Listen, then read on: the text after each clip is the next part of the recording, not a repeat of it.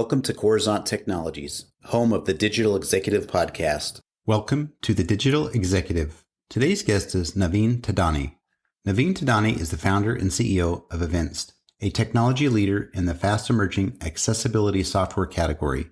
He is a proven leader with over 20 years of broad-ranging experience in the technology industry. His roles have spanned engineering and product development, marketing, and business development. Navin has built and led high-impact teams across hardware, software, and SaaS cloud business models in leading companies like Cisco, Red Hat, and Oracle. He was a founding team member of two successful startup companies, Coruzant, acquired by Red Hat in 2008, where he was the GM of the virtualization business unit, and Revelo Systems, acquired by Oracle in 2016, where he was the VP of product development for the Revelo OCI cloud service. He has a BS in electrical engineering from the University of Pune, a Master of Science in Economics Operations Research from Stanford University, and an MBA from the Wharton School of Business.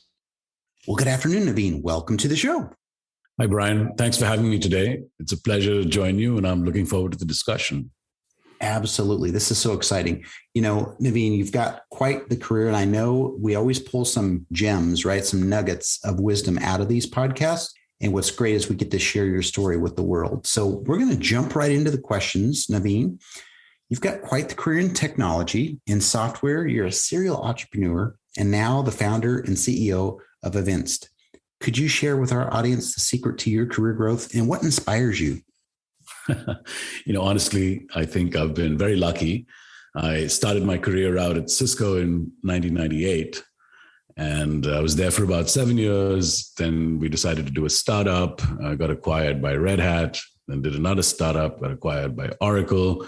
And now I'm here at Evinced. And if I were to look at a common thread, I'd say having a good manager in the early stages of your career, your direct manager who can teach you things, who can guide you and help you, is probably one of the most important things. And I was very lucky in that I had that.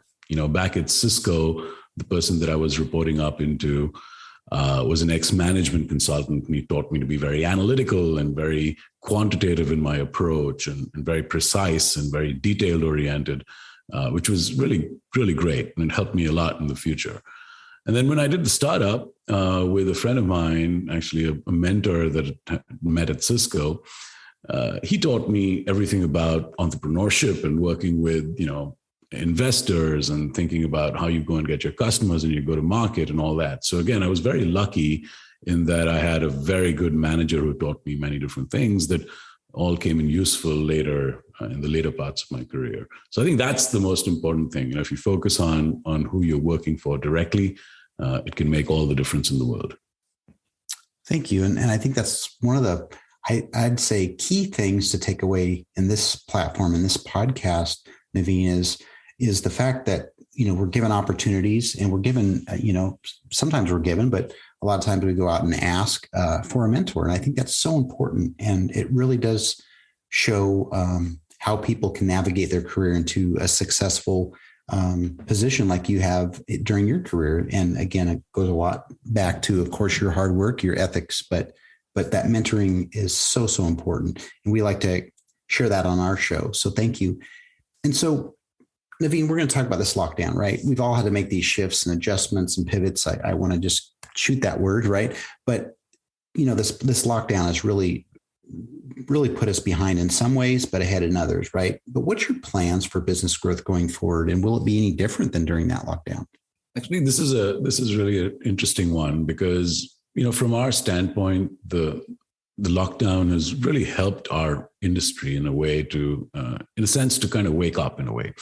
So Evinced, the company that I founded and I'm with right now, is all about digital accessibility. This is about enterprises making their digital assets, whether they're websites or web applications or mobile apps, accessible to people with disabilities. Okay.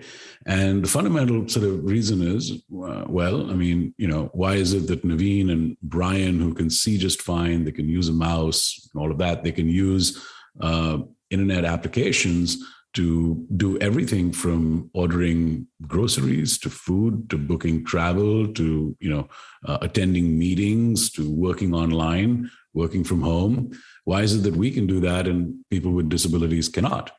It's not right. So this whole I think society as a whole was already moving towards the digital domain, and it had become a very important part of our life. But the pandemic has really accelerated that. Things that we would normally otherwise have to go out and do are now all possible online because that's what the pandemic has required. So it's really raised this awareness of digital accessibility for us. And from our standpoint, we're seeing a lot of the customers that we talk to, people that we work with in the industry, they're all very much accelerating their plans to make their digital assets accessible. So this is really the key here. And I think the other related sort of point is people are beginning to understand that digital accessibility is not a one and done kind of situation, right? It's not that you have, let's say you've got a web application or a mobile app and you make it accessible and now you're done. Imagine if that were the case. And then tomorrow, if you're an airline or a hotel, a company, or any sort of consumer-facing organization, and your application was accessible, let's say at a given point in time, and then the pandemic hits, and now you've got to add restrictions and certain other processes and features to help people upload their vaccination certifications or book alternative travel or this or that. These are new features. So you have to maintain that accessibility over time, because if you don't, you have some of those pieces of functionality on your site inaccessible, you can run into trouble, right? And people who need it most might not be able to use it. So it's been an overall sort of realization that digital accessibility is important. And the secondary part of it is that it's also being realized that accessibility has to be baked into the software development process, and it has to be done like you do every other feature. So it's really interesting, and it's this whole pandemic has actually spurred a lot of innovation and thinking in our space. Thank you. And that's been the sentiment mostly on this show is the innovation that is and the creativity that has come out of this. Obviously, a lot of people had to look at things completely different. So I appreciate your perspective on this. And Navin, you're obviously leveraging some new and emerging technologies within your tech stack, right? Is there anything you might be able to share with us today? Yeah, certainly. What we do at Evinced is we build tools and products to help enterprises integrate accessibility into their software development lifecycle. Okay, so we've got browser extensions that developers use to check for accessibility before they commit their code. We've got automation SDKs and things that they use to integrate with their existing automated tests. So while they're running, they're also checking for accessibility automatically. And then when it goes into the production environment, we scan it from the outside using some sort of a site scanning type of technology.